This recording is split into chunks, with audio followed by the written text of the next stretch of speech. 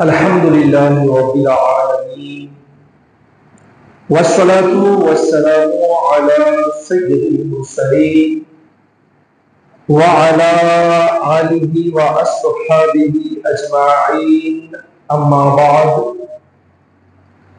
فاعوذ باللہ من الشیطان الرجیم بسم اللہ الرحمن الرحیم یا ایہا الذین آمنوا کتب علیکم الصیام کما کتب علی الذین من قبلکم لعلکم تتقون۔ صدق اللہ مولانا العظیم وبلغنا رسولہ النبی الامین الموعظ المبین الکریم ونحن علی ذلک لمن الشاہدین والشاکرین والحمد للہ رب العالمین۔ حصول برکت کے لیے ایک بار درود پاک پڑھیں۔ اللہم صلی علی سیدنا و شفیعنا و نبینا و مولانا محمد بارک وسلم صلاۃ و سلام علیک یا سیدی یا حبیبی یا رسول اللہ صلی اللہ علیہ وسلم۔ ہم رمضان المبارک سے بہت قریب ہو چکے ہیں۔ بہت ممکن ہے کہ کل سے نہیں تو پرسوں سے ماہ رمضان المبارک کا آغاز ہو جائے۔ اللہ کریم اس مہینے کو ہمارے لیے، آپ کے لیے اور سبھی کے لیے رحمت اور برکت کا ذریعہ بنائے۔ یہ ماہ مبارک اپنے دامن میں بہت ساری عبادتوں کو لے کر آ رہا ہے اور اس کی تمام تر عبادتوں کی ادائیگی کے لیے ہمیں ذہنی طور پر تیار ہو جانا ہے، مستعد ہو جانا ہے۔ بالخصوص یہ مہینہ اپنے دامن میں جس عبادت کو بطور فرض لے کر آ رہا ہے وہ ہے روزہ، اور اس عبادت فریضہ کی انجام دہی کے لیے ہمیں مکمل طور سے تیار ہونا ہے، اہل خانہ کو تیار کرنا ہے، بالغ بچوں کو تیار کرنا ہے کہ سال میں یہ مہینہ اپنے دامن میں روزہ جیسی عظیم درجنوں برکت والی عبادتوں کو لے کر آ رہا ہے۔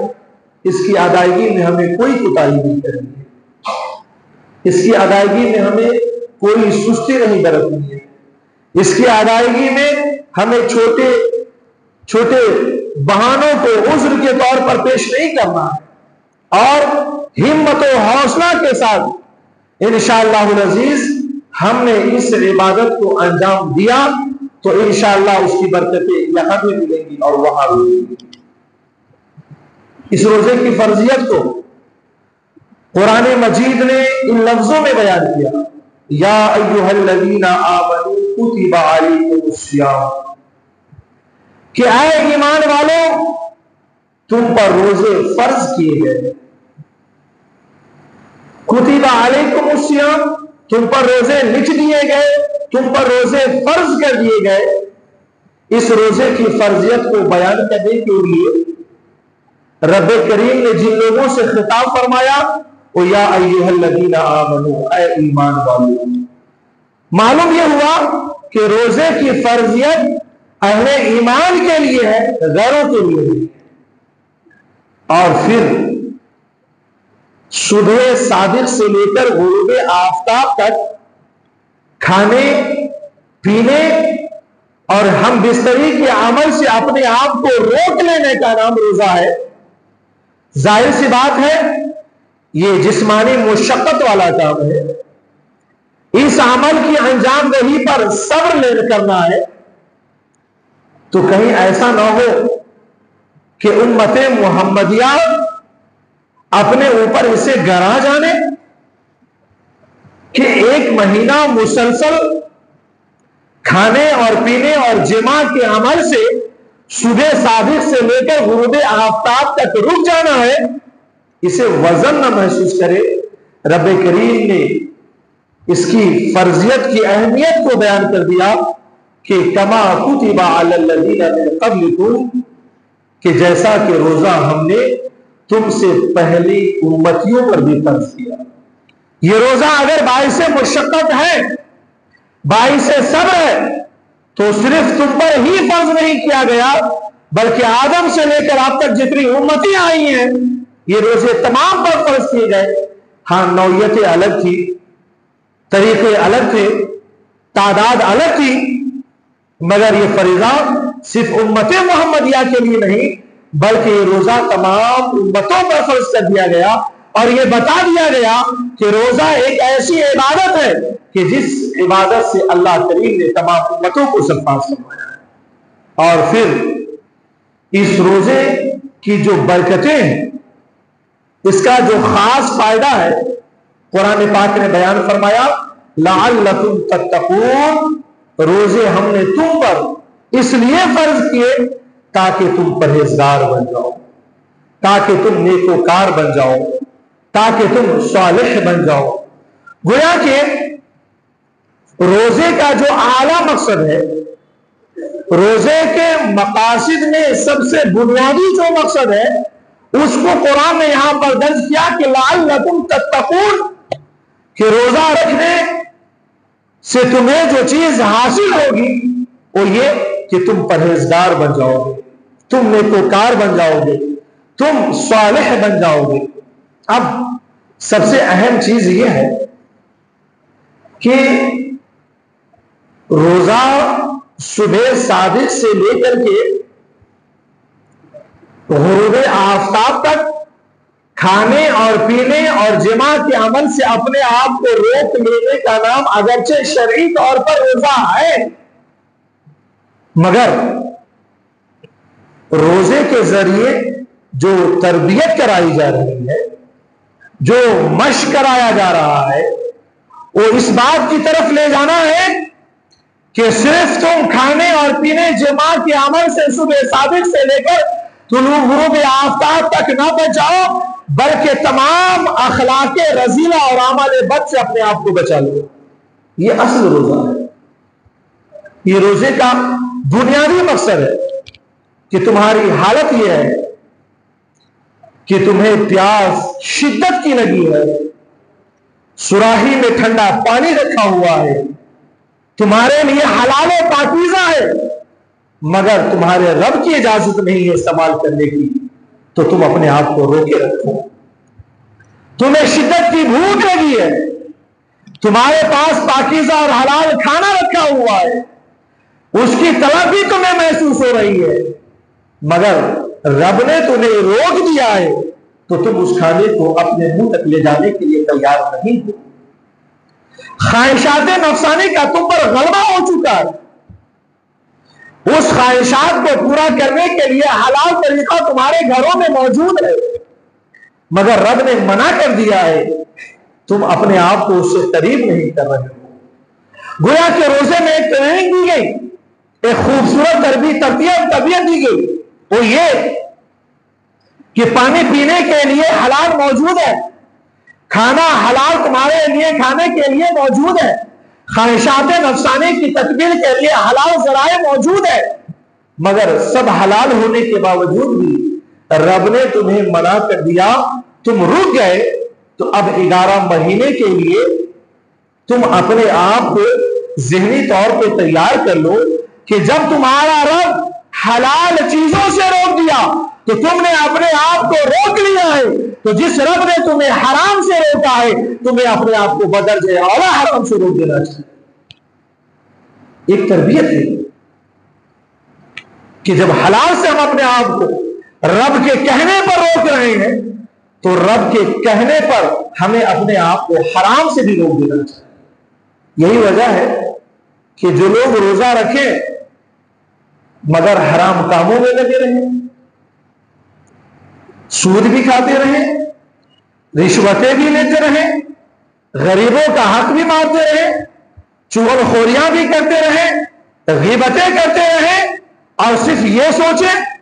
کہ کھانے اور پینے اور جماع سے اپنے آپ کو روکنا ہے، باقی سارے گناہ کے کام کرنے ہیں، تو سن لیں کہ حدیث پاک میں ایسے شخص کے بارے میں واضح طور پر کہہ دیا گیا کہ تمہیں اب بھوکے پیاسے رہنے کی بھی کوئی حاجت اور ضرورت نہیں۔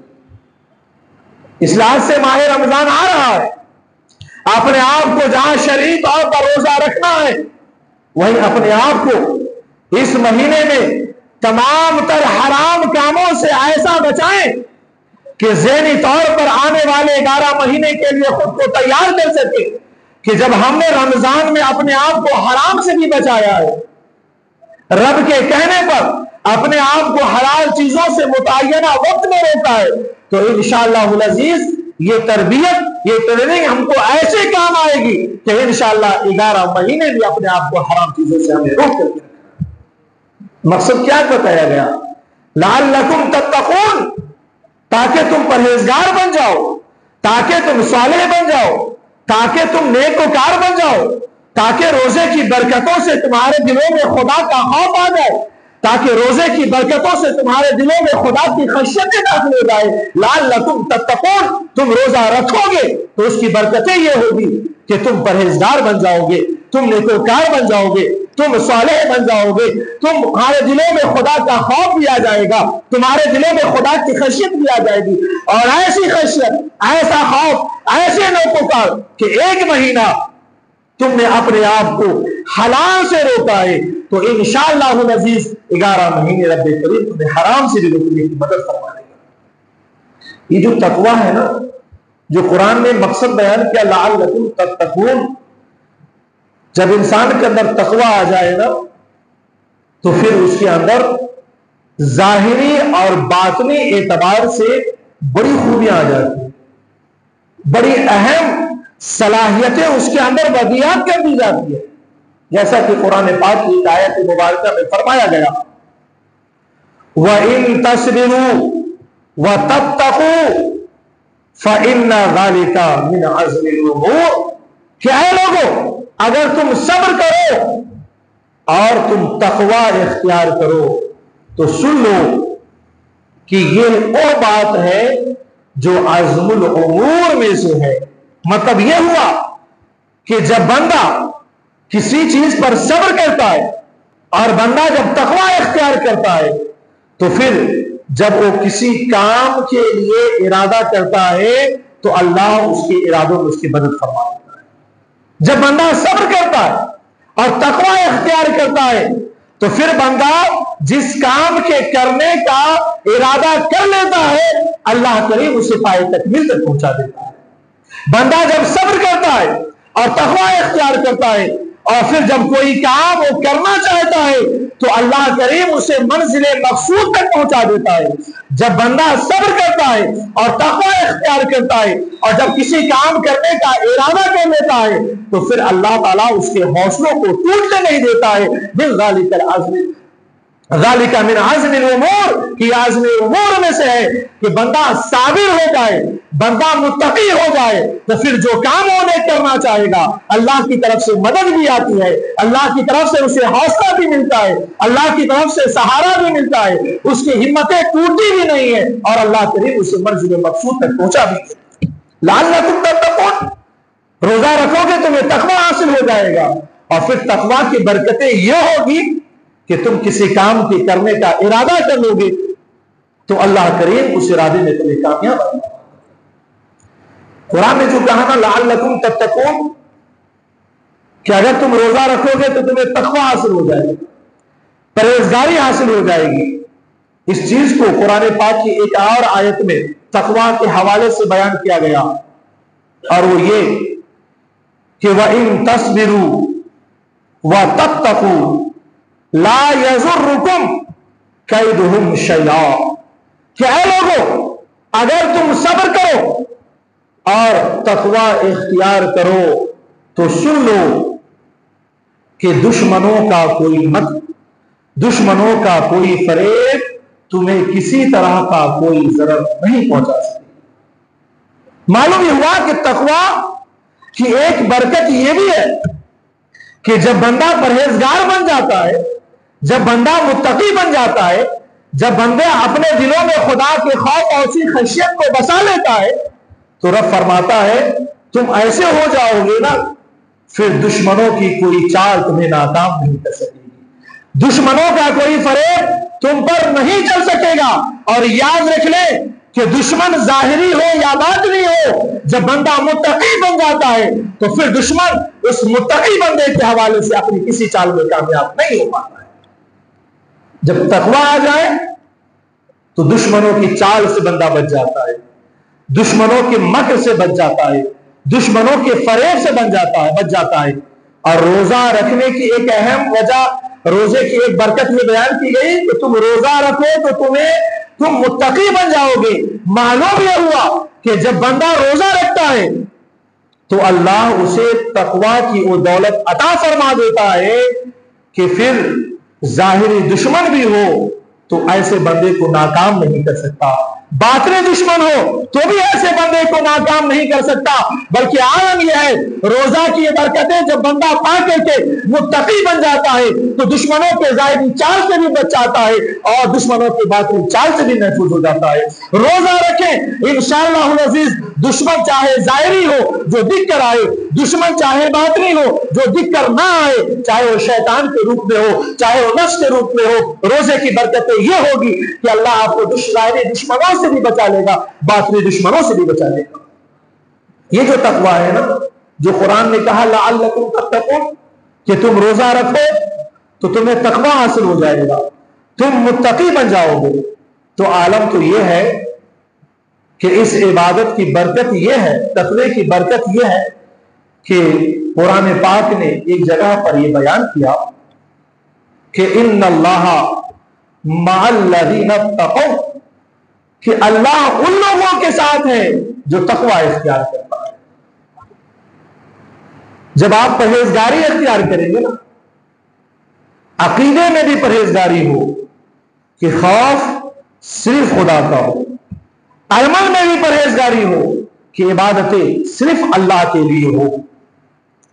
فرما برداری میں بھی پاکیزگی ہو کہ اللہ اور اس کے رسول کے حکم پر کسی کی بات کو ترجیح نہ دے، ہر چیز میں جب پاکیزگی آ جاتی ہے نا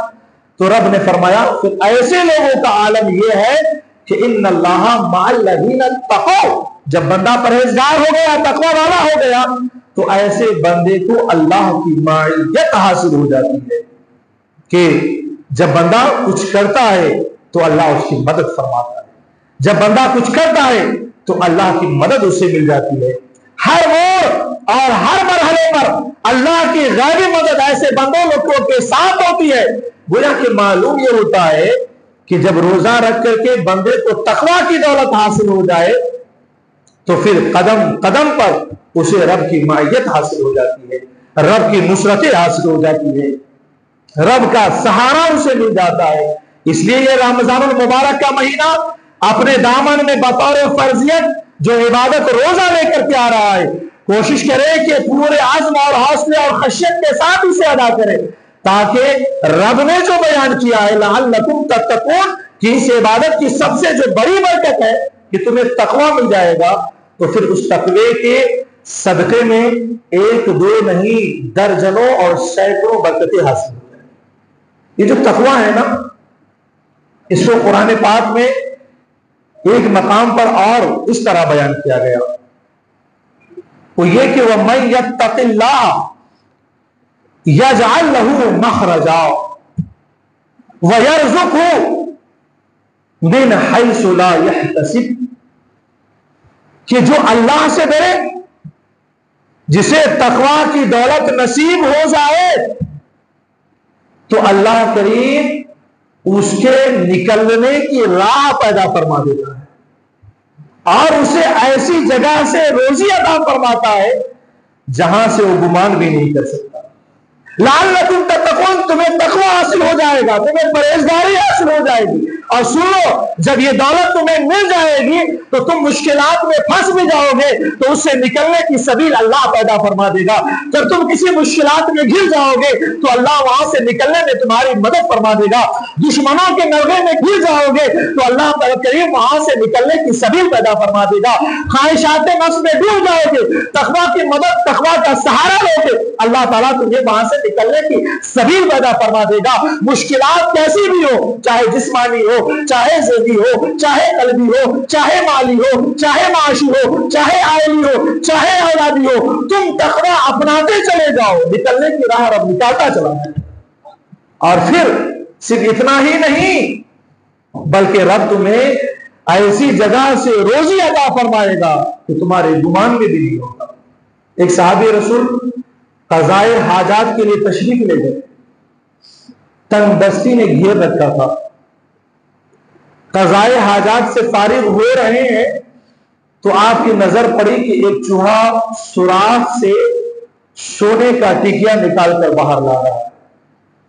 ایک نہیں، دو نہیں، غالباً 7 یا 9 ٹکے سونے کے سکے سوراخ سے باہر نکال کر لایا. صحابی رسول نے اسے اٹھایا. کوئی اور ہوتا تو گھر جا کر جشن مناتا، کوئی اور ہوتا تو گھر جا کر خوشیاں مناتا، مگر وہ تو صحابی رسول ہیں. ہر کام کو اس طرح انجام دینا چاہتے ہیں جس میں اللہ اور اس کے رسول کی مرضی ہے. سیدھا لے کر حضور کی بارگاہ میں پہنچے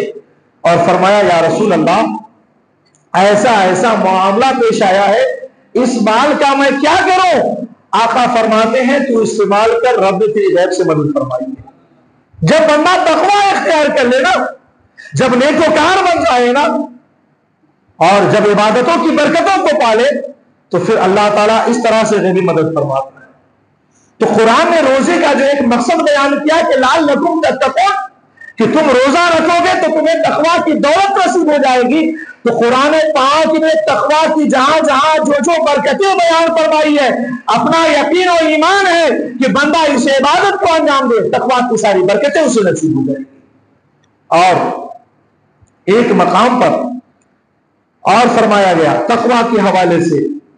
وہ یہ کہ یا ایھا الذین آمنوا اتقوا اللہ وقولوا قولا سدیدا، کہ اے ایمان والو اللہ سے ڈرو، وقولوا قولا سدیدا، اور درست بات کہو.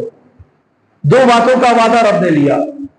اے ایمان والو اللہ سے ڈرو، جو بات کہو درست کہو. وعدہ کر رہے ہو پورا کرو. رب سے وعدہ کیا ہے وہ بھی پورا کرو، رسول سے وعدہ کیا ہے وہ بھی پورا کرو، ماں باپ سے وعدہ کیا ہے وہ بھی پورا کرو، بھائی بہن سے وعدہ کیا ہے وہ بھی پورا کرو، آل و اولاد سے وعدہ کیا ہے وہ بھی پورا کرو، ملازموں سے وعدہ کیا ہے اسے بھی پورا کرو، اپنے بیگانوں سے وعدہ کیا ہے وہ بھی پورا کرو. قولاً سدیدہ، درست بات اپنی زبان سے نکالو. اور زبان سے درست بات یہ ہے کہ انسان سچ کہے اور وعدے کا پکا ہو جائے. اور ایک بات کیا، یا ایھا الذین آمنوا اتقوا اللہ، اللہ سے ڈرو. ابھی دیکھیے جب یہ تقوی ہو گیا تو رب کیا بشارت سناتا ہے، وہ یہ کہ یصلح لکم اعمالکم ویغفر لکم ذنوبکم. تم متقی بن جاؤ گے نا، جب تمہیں تقوی کی دولت مل جائے گی تو اللہ تمہارے سارے اعمال کو درست فرما دے گا، تمہارے گناہوں کو معاف فرما دے گا. معلوم یہ ہوا کہ روزے کے ذریعے ایک دولت جو مل رہی ہے وہ تقوی. جب بندے کو یہ تقوی کی دولت مل جائے گی تو انسان کے جو بھی دنیاوی اعمال ہیں من جانب اللہ سب درست ہوتے چلے جائیں گے، اور اس طرح سے درست کر کے قیامت میں حاضر ہوگا کہ یغفر لکم ذنوبکم، اللہ اس کے گناہوں کو معاف بھی فرما دے گا. یہ تقوی کی دولتیں ہیں، یہ تقوی کی برکتیں. روزے کی ہزارہا برکتیں اپنی جگہ، مگر قرآن نے جس کو بیان کیا لعلکم تتقون، تاکہ تم پرہیزگار بن جاؤ، تاکہ تم نیکوکار بن جاؤ، تاکہ تم صالح بن جاؤ، تاکہ تم خدا کا خوف رکھنے والے بن جاؤ، تاکہ تم خدا کی خشیت کی طرف آگے جاؤ. اور جب یہ دولت مل جاتی ہے تو تقوی کی پھر یہ برکتیں ظاہر ہوتی ہے. اور ایک آیت کریمہ میں ارشاد فرمایا گیا فَإِنَّ اللَّهَ يُحِبُّ الْمُتَّقِينَ، کہ اللہ تعالیٰ متقین کو پسند فرماتا ہے. جب انسان پرہیزگار ہو جاتا ہے نا تو ایسا بندہ اللہ کا محبوب بن جاتا ہے، اللہ کا پسندیدہ بندہ بن جاتا ہے. گویا کہ ماہ رمضان المبارک اپنے دامن میں روزے کی دولت لے کر آ رہا ہے تو اللہ نے اس کے بنیادی مقصد کو یہ بیان کیا لعلکم تتقون، کہ تم پرہیزگار بن جاؤ گے. تو سنو، یہ وہ دولت ہے کہ جب بندہ پرہیزگار بن جاتا ہے تو فإن اللہ یحب المتقین، تو ایسے بندے کو اللہ تعالیٰ اپنا پسندیدہ بندہ بنا دیتا ہے. گویا کہ روزہ ایک ایسی عبادت ہے جو عبادت ہمیں رب کی نظر میں محبوب بناتی ہے، رب کا پسندیدہ بندہ بناتی ہے. اور ایک آیت کریمہ میں اور تقویٰ کی برکتوں کو بیان کیا گیا کہ انما یتقبل اللہ من المتقین، کہ اللہ کریم متقین کی جانب سے کیے گئے اعمال کو قبول فرما لیتا ہے۔ گویا کہ جب بندہ نیک ہو جائے، جب بندہ پرہیزگار ہو جائے، جب بندہ صالح ہو جائے، اور روزے کی برکت یہ ہے کہ بندہ صالح ہو جاتا ہے، روزے کی برکت یہ ہے کہ بندہ پرہیزگار ہو جاتا ہے، اگر روزے کو پورے لوازمات کے ساتھ ادا کرے تو رب فرماتا ہے جب تم اس دولت سے سرفراز ہو جاؤ گے نا تو پھر عالم یہ ہوگا کہ تم جب بھی کوئی عمل کرو گے میں اسے قبول کروں گا۔ گویا کہ عمل تو ہر کوئی کرتا ہے، مگر اللہ نے جس کے عمل کی قبولیت کا وعدہ فرمایا ہے، وہ کس کے عمل کی قبولیت کا وعدہ فرمایا ہے؟ وہ تقویٰ والوں کی قبولیت کا وعدہ فرمایا ہے، وہ متقین کے اعمال کی قبولیت کا وعدہ فرمایا ہے۔ معلوم یہ ہوتا ہے کہ جب بندہ روزہ رکھتا ہے تو اسے تقویٰ کی دولت نصیب ہوتی ہے، اور یہ وہ دولت ہے کہ بندہ پھر جب کوئی بھی عمل کرے تو اللہ کریم اس کے عمل کو قبول فرمائے۔ اب تقویٰ ایک ایسی دولت کہ جسے قرآن پاک نے ایک مقام پر اس طرح ارشاد فرمایا، اور یہ تو ایسی دولت کہ دنیا آخرت کی ساری دولتوں پر بھاری ہے، اور وہ یہ کہ ان اکرمکم عند اللہ اتقاکم، کہ اے لوگوں اللہ کے نزدیک تم میں سب سے زیادہ عزت والا وہ ہے جو تم میں سب سے زیادہ پرہیزگار ہے، جو سب سے زیادہ معلوم یہ ہوا کہ بندہ کسی بھی حیثیت کا مالک کیوں نہ ہو،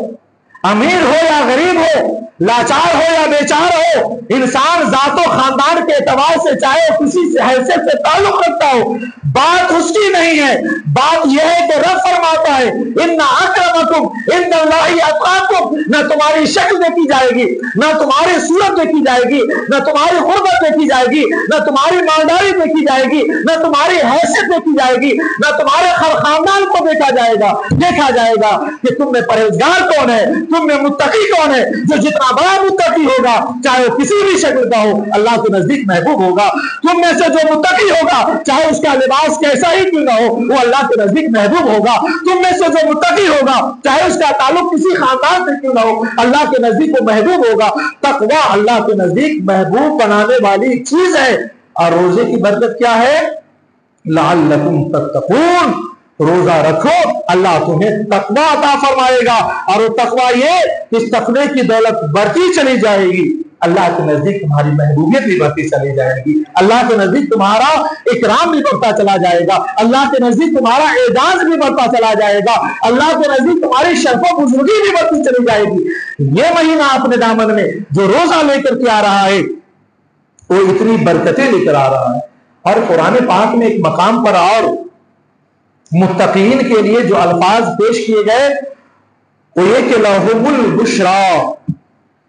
فی الحیات الدنیا والآخرہ۔ سبحان اللہ،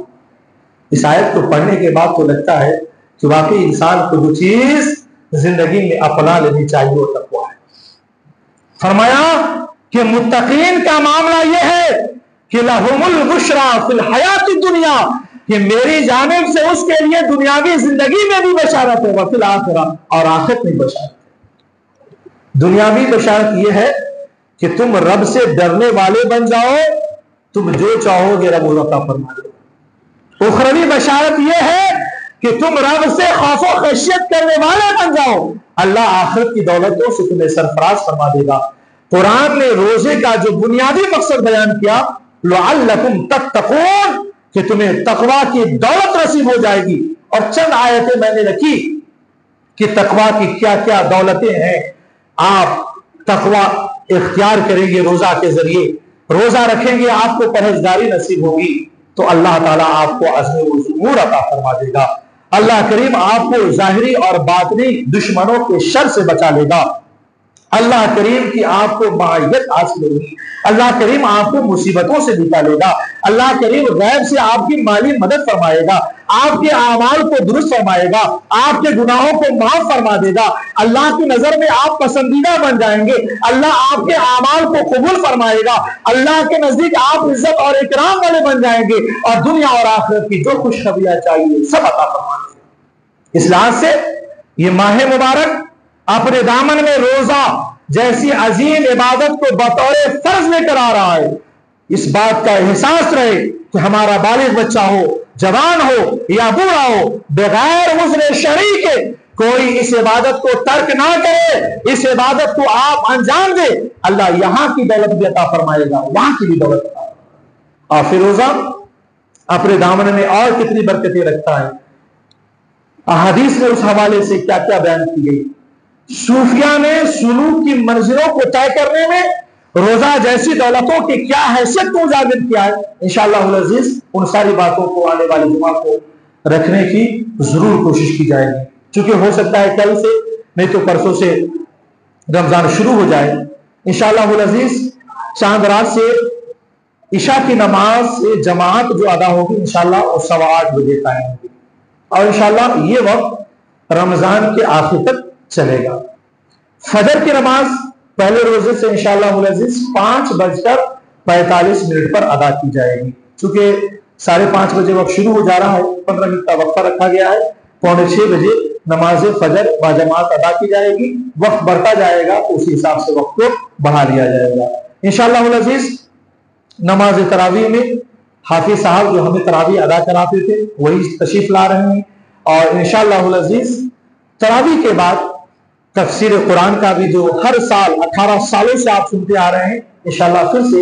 درس قرآن اور تفسیر کا اہتمام کیا جائے گا. اور ایک خاص بات جو گزارش کریں، اللہ کریم کی بارگاہ میں دعا ہے کہ مولا کریم ہم تمام لوگوں کو اپنے فرمان اور پیارے حبیب کے فرمان پر عمل کرنے کی توفیق عطا فرمائے. مولا ہم سبھی کو نیک عمل کرنے اور گناہوں سے بچنے کی توفیق عطا فرمائے. مولا کریم ہم نے اگر کوئی پریشان حال ہے تو ان کی پریشانی کو دفع فرمائے. ہم میں کوئی بیمار ہے، کسی کے ماں باپ بھائی بہن خوش وقارب اہل ویال آل و اولاد بیمار ہیں تو مولا ہر ایک کو صحت کاملہ اور شفا عاجلہ عطا فرمائے. دنیا جہان میں جہاں کہیں مسلمان پریشان حال ہے، بالخصوص اہلیان محلہ اور مسلیان مسجد کے جان مال عزت و آبرو کی حفاظت فرمائے. سبھی کو اپنے حفظ و امان میں جگہ نصیب فرمائے. مولا کریم ایمان پر خاتمہ نصیب فرمائے. عذاب قبر سے محفوظ فرمائے، قبر کی سختیوں سے محفوظ فرمائے، سوال و جواب میں آسانی پیدا فرمائے اور جنت میں نبی کی غلامی نصیب فرمائے. وآخر دعوانا ان الحمدللہ رب العالمین. استغفر اللہ ربی من کل ذنب وجرب